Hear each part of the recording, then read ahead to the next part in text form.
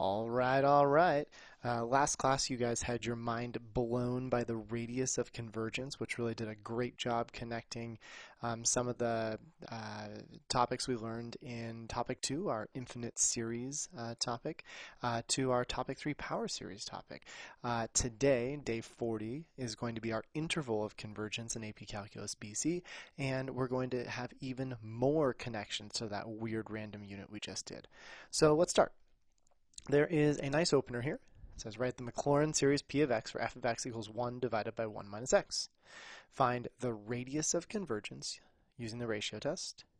And then, once you have your Maclaurin series, we want you to plug in 1 and see if that's going to be equal to finding f of 1. And then we want you to plug in negative 1 and see if that's equal to finding f of negative 1. Awkward. Once you're done with those, unpause and we'll see how you did.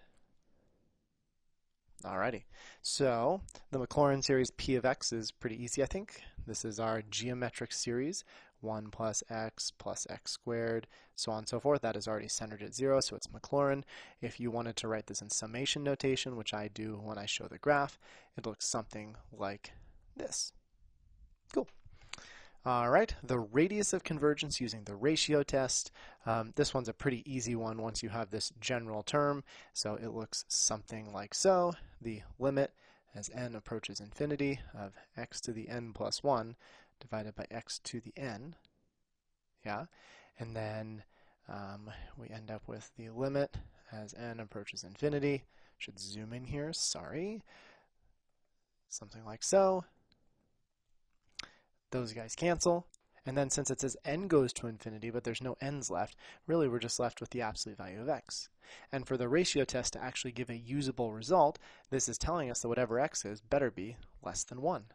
Right? In last class we practiced writing it like this, which tells us that we have a series centered at x equals 0 with a radius equal to 1.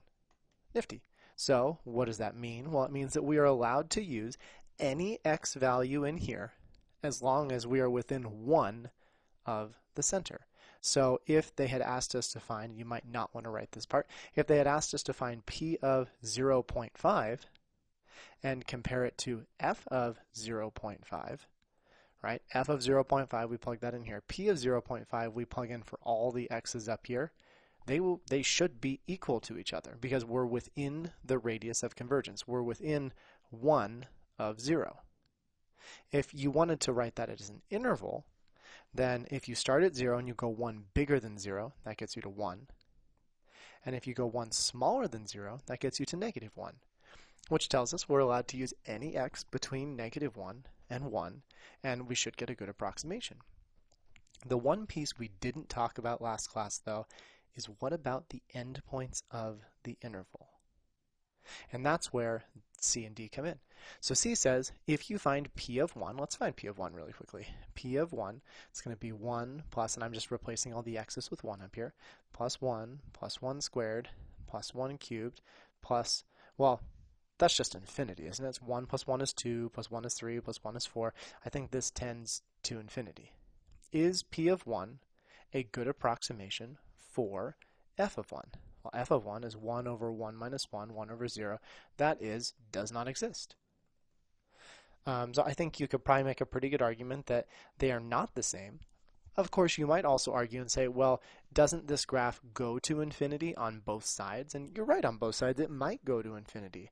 But that still doesn't change the fact that at 1 there is no point. And so if I plug 1 in here, I should get nothing. Not something infinitely large, I should get no point. And so I think that this does not give a good approximation. We would definitely say that P of 1 is not equal to f of 1. That shouldn't surprise you, though, because 1 is an asymptote. But what about the other? What about P of negative 1? Right, and I do have a graph prepared over here. So currently, we have the graph of 1 divided by 1 minus x. We're going to center our Taylor series at 0. And then as I increase my number of terms, we can really see that radius of 1, right? Radius of 1 goes over to positive 1 and to the left to negative 1. And so it really needs to match up to this red equation. And as I add more terms, The right side does a really nice job, and actually the left side does too. But looking right here, the question becomes, as I add more terms, will this point exactly at -1 be perfectly on this graph, and then will it jump away and diverge from there? Or will it never quite get there? Right? And as I add a few more, it doesn't look like it moved a little bit closer there, so maybe it does get there. I don't know. Well, jumping back to this, let's compare the two values. So let's again find p of -1. So that becomes 1 plus -1 plus -1 squared plus -1 cubed. And as we go further, maybe we can see that p of -1 is going to be 1 minus 1 plus 1 minus 1 plus 1 minus 1. And I think then we're not actually getting close to a value, right? 1 minus 1 is 0. Plus 1 is 1, minus 1 is 0, 1, 0, 1, 0. We're just bouncing back and forth between 0 and 1. So this value does not exist because we don't approach a specific value. However, what about f of -1? Well, f of -1, 1 over 1 minus -1, that's 1/2. Of course, those astute students that you are, you might say, well, isn't 1/2 the average of p of -1? Will that always work if we're bouncing, if we're oscillating between values and we take the average? And the answer is, I don't know. I just thought about that. So I will look it up and get back to you. My guess is probably not. This is there are probably cases where it does and cases where it doesn't. But we needed p of -1 to give us exactly 1/2, not bounce over and back to 1/2. And so it seems like p of -1, this other endpoint, also doesn't work. So does that mean if we do have a specific interval that we never include the endpoints? And the answer is no. There are some times where we include one or even both endpoints. And that's really interesting. So let's go ahead and get jumping into our lesson, right? We used the ratio test and we found this guy. Remember, centered at 0, less than 1.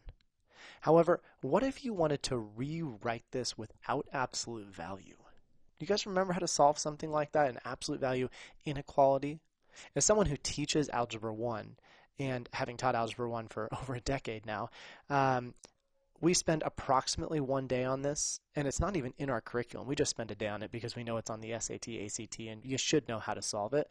And then maybe in Algebra 2 you might spend another day. So you might remember this, but my guess is probably you don't, right? So let's go back to basics.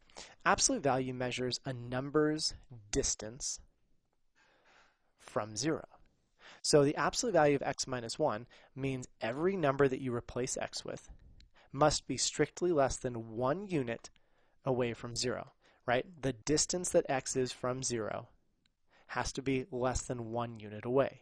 And so I bet you could probably visualize that on a number line, right?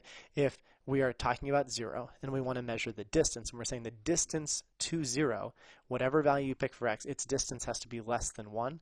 Well, that means that you can go up to 1 in this direction, but you can also go up to 1 in this direction. So that tells you -1 to 1. Any value between -1 to 1, if you're in Algebra 1, you'd put open circles and then you'd shade in between to show that we can use all numbers between -1 and 1, and it will make this inequality true. I guess I should probably write that down here. So the answer is every value from -1 to 1, and much more commonly written, if you wanted to rewrite this without absolute value, you'd say -1 is less than x, which is less than, you should get that negative, less than +1. Another way to state this is that any of those x values on this interval between -1 and 1 for our Taylor series, our Maclaurin series up above, will cause the Taylor series to converge to the function f of x. This idea of rewriting all the x values or writing all the x values in interval notation is known as the interval, as my dog comes charging in, as the interval of convergence. And it makes sense. We went from a radius, where a radius is kind of in one direction, to an interval spanning across the entire radius. As mentioned before, though, there is one small issue with intervals of convergence, and that is the endpoints of the interval. right? So, and visually it does make sense. I mean, because this graph has an asymptote at 1, it very much makes sense that we wouldn't use 1 in our polynomial, because a polynomial can't have an asymptote. It can't account for an asymptote, so it just stops there. However, at the other end, that's -1. That's a solid point. And you could definitely make the argument of, well, I think it wouldn't be included because of symmetry. You didn't include the asymptote on one side, so you don't include the other endpoint. However, you could also argue that it's part of the function, and the polynomial, because it doesn't differentiate between asymptotes or not, shouldn't it still give us an answer, maybe even the right answer? To be 100% sure about each endpoint, you actually do need to take each endpoint and substitute that as an x value into the original power series to justify why or why not you discarded it. So for example, this was my power series.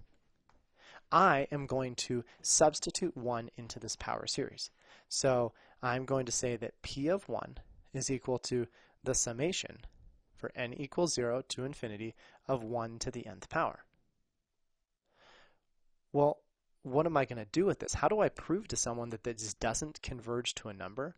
Converge to a number? Does that mean it's a convergence test? Oh my gosh, we know so many convergence tests. How exciting and serendipitous. Or maybe not serendipitous because I planned this ahead of time. Why does this not converge? Well, to me, I think you could probably treat this as a geometric series, right? We could treat it as 1 times 1 to the n, where we have our a value and we have our r, right? This series for x equals 1 diverges because it's a geometric series with r greater than or equal to 1. You could put the absolute value around it if you want. Remember, a geometric series only converges if the ratio is less than 1, and this is not less than 1. All right, what about -1? Well, if we look at -1 here, I think we would say that P of -1 is equal to n equals 0 to infinity, right, of -1 to the nth power. This one can get a little trickier to justify. However, maybe some of you are saying, well, I could have figured out a different way to do this, and I'll show you the different way right now.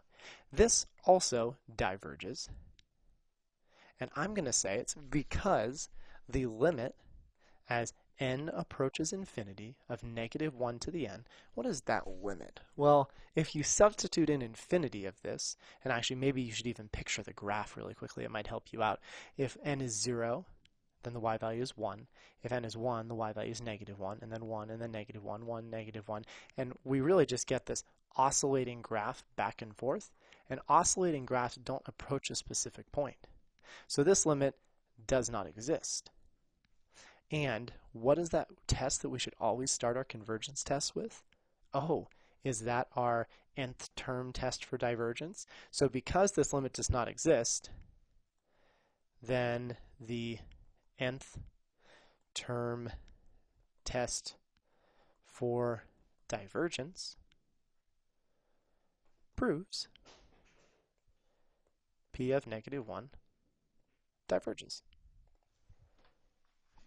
And really, if you wanted to remember your nth term test, right, your nth term test says you have to be able to take the limit of the formula for the sequence, and that better equal 0. If it doesn't equal 0, then you're going to add numbers forever, and you're going to go to infinity, or you're just not going to exist. So that didn't equal 0, therefore, we diverged. All right. At this point, we're at some practice problems here. I'm going to tackle this page for you, and then the last 2 pages I have worked out on Teams so you can check your answers. So let's rock and roll. Find the radius and interval of convergence of each power series. Don't forget to check the endpoints. All right, we can do this. Just visually, we should already be able to see that this series is centered at 2, right? Same way this series is probably centered at 0. But we'll double check, and you'll see it by the end of that ratio test to find the radius. So let's go ahead and tackle that ratio test. The limit as n approaches infinity, we get x minus 2 to the n plus 1. I'm not quite sure what happened with that parenthesis there. But the square root of n plus 1, all divided by x minus 2 to the n over the square root of n. Whew. Mouthful for sure. Should probably zoom in on this. There we go. Give us a little more space here. And let's see, we have x minus 2 to the nth times x minus 2 to the first. What else jumps up top? I think a square root of n also comes up top, doesn't it? There we go. Divided by square root of n plus 1. Might as well organize them all together. And x minus 2 to the nth. Okay, simplifying down. These guys are gone. I was trying to switch colors there. There we go. And then I think I always like to reorganize this so that the values of n are closest to the limit. So it looks like the square root of n divided by the square root of n plus 1. And then I multiply at the end times x minus 2. Thinking about dominance here, my dog is going to apparently squeak toys. He's very excited this evening. Speaking of dominance, we want to get rid of that 1, and then you can see that square root of n over itself is just 1. So I think applying the limit at infinity, we end up with just the absolute value of x minus 2, with a 1 out front, but doesn't affect anything. And of course, this must be less than 1. So what did we find? Our series is centered at x equals positive 2, and it has a radius of 1. Okay, nothing too bad. Now, the actual solving part, it's really your choice. You don't need to solve this, but I'll give you a quick review just in case you were curious.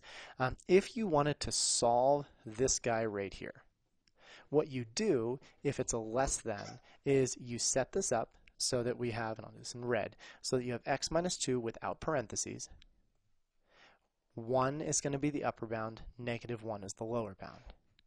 And then you isolate x. So we add 2 to all 3 sides of this inequality, and we end up with positive 1 is less than x, which is less than 3. Now, I would hope that by this information, you should be able to get there. If you are centered at an x of 2, and your radius is 1, then that means you can move 1 in, obviously I did well scaling this, 1 in each direction.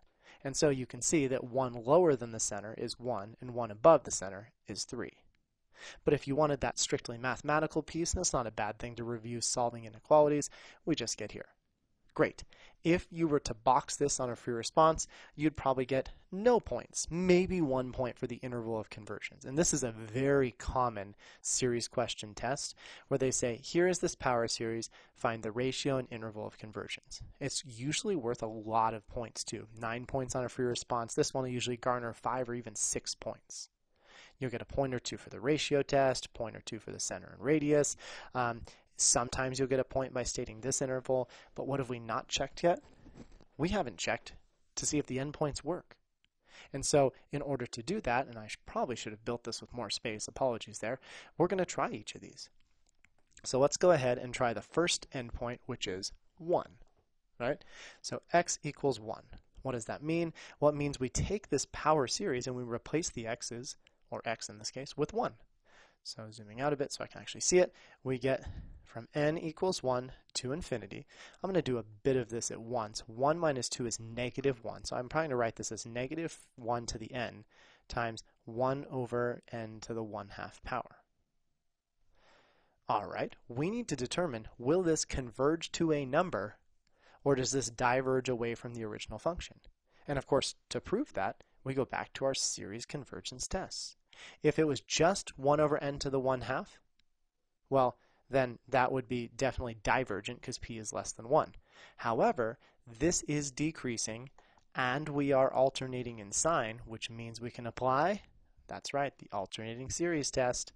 So, as 1 over n to the 1/2 is decreasing, and the series is alternating in sign, then by the alternating series test, the series converges. So what does that mean? Well, it means then that we are actually allowed to use 1 in our series to evaluate whatever the original function was. And if we're going to do that, we need to put an equal to sign underneath, and you would probably get 1 point for this on a free response. We do need to justify why the endpoints converge or not, and we need to state a test. All right, here's our other one. Let's go ahead and do x equals 3. Okay, from n equals 1 to infinity. If we substitute in 3 here, 3 minus 1 is 2, we get 3 minus 1 is 2, 3 minus 2 is 1. Ugh.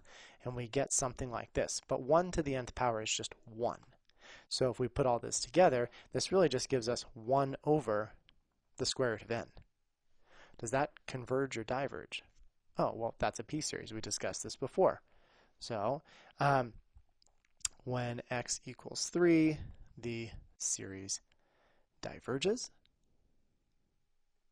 because, I'll just rewrite it, nothing too bad, from here to here is a p series with p equal to 1/2, which is less than or equal to 1.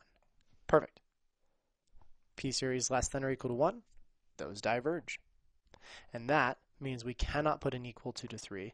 And now we see this non-symmetric interval where one endpoint did work and the other endpoint does not. This is our final full interval of convergence. Okay. Let's go ahead and try one more and we'll see how we can do. Ratio test first. The limit, I'll try to give myself a little more space here. And then we get x to the 2 in parentheses n plus 1, right? Replacing n with n plus 1, divided by negative 3 to the n plus 1, all over x to the 2n divided by negative 3 to the n. And from here, moving sideways, let's see if we can finish this all in one line. This is 2n plus 2, so I'm going to say x to the 2n times x squared. What else will end up there? A negative 3 to the n divided by negative 3 to the n, negative 3 to the first, and x to the 2n. Simplifying, like so. All right, negative 3 to the first, well, we're going to keep that kind of out front here. This one's going to be an interesting one. So we get the limit as n approaches infinity of 1 over negative 3 times x squared, right? And then what happens here? Well, the absolute value, and I guess we don't even need the n to infinity anymore either, because all the n's went away, didn't they? So we end up with 1 over negative 3 times x squared. All right, going a little bit further here, we know that this has to be less than 1. We know the absolute value of negative 1/3 is just 3. So why don't we get rid, or is positive 1/3? So I think we could probably say that this becomes 1/3 times x squared has to be less than 1. So I think we end up here with x squared has to be less than 3. And this one's a weird one. X squared less than 3? Ugh.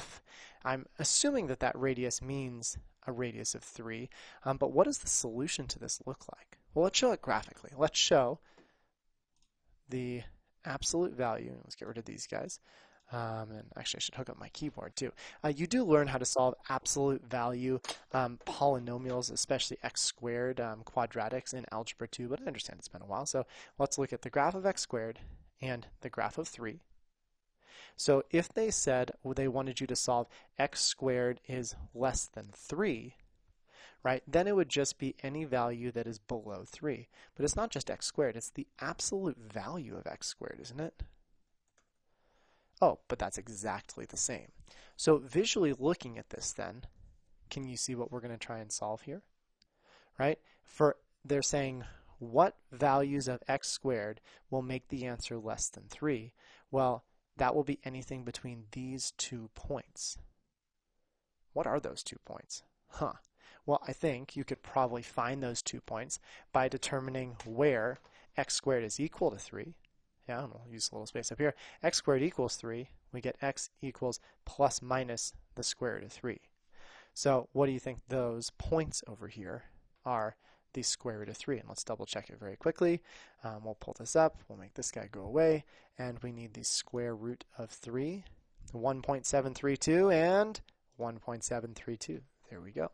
So it looks to me then that our solution here is we need an x value to be between negative square root of 3 and the square root of 3. That is a little bit tricky. You could have tried taking the square root of both sides. This is a function that is certainly going to be centered at 0, but the radius isn't 3. The radius is the square root of 3 this time. Yeah, a little bit tricky. Okay, so centered at 0, radius of the square root of 3. Let's go ahead and see what we can do when we test those endpoints. Do we include those or not? I have a lot more space this time, which is nice. There we go. All right, let's try each one. So we're going to need to try x equals the negative square root of 3, as well as x equals the positive square root of 3. Negative square root of 3 first. Summation, 1, infinity, negative square root of 3 to the 2n divided by negative 3 to the n. Okay, let's move on through. We have a couple things we might want to remember. In particular, first, you might remember that we can rewrite 2 times n, right? We can rewrite this as the negative square root of 3 squared, all of that to the nth power. That's when you multiply exponents over negative 3 to the n.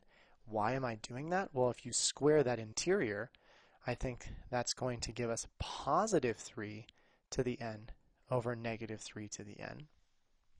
But now you might be saying, well, wait, I don't know anything about that. That seems really weird. We can't cancel those. They're two different numbers. And you'd be right. But don't forget that negative 3 is the same thing as negative 1 times 3. That's the same thing as negative 3, right? And whenever you have two things multiplying, you can distribute an exponent. Oof, a rule we don't always remember. So I think going a little bit further here, we can go from 1 to infinity of 3 to the n over negative 1 to the n times 3 to the n. These simplify, and I think all this leaves us, trying for an actual good sigma here, is negative 1 to the n, right? And I know it's on the bottom of a fraction, but 1 over negative 1 versus negative 1 to the n is just the same thing. This diverges.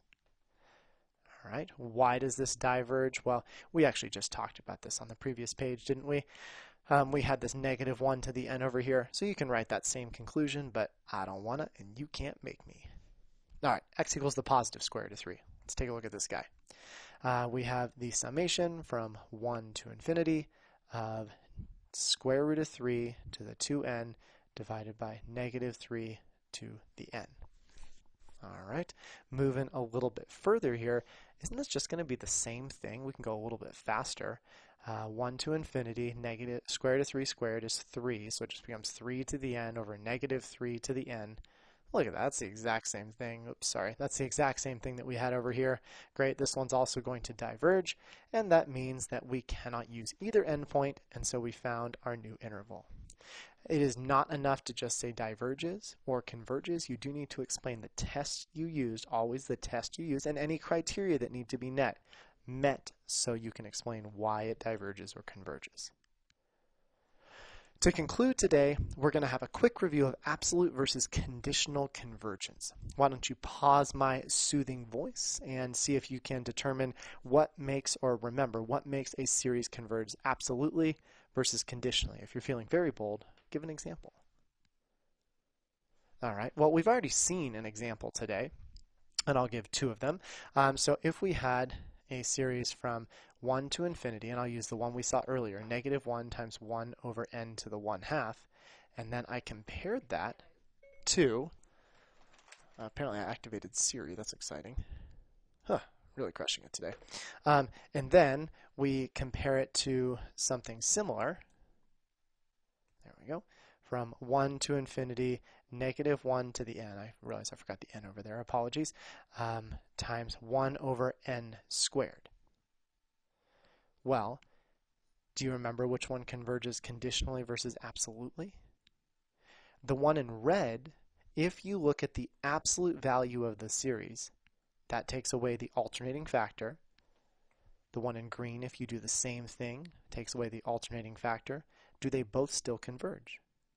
And the answer is no, the one in red does not converge. The one in red diverges because this is a p series where p is less than 1. The original series, though, still converges. And so if the original series converges, but it's only converging based on the condition of having a negative 1 to the n, an alternating factor, then we say that this one is conditionally convergent.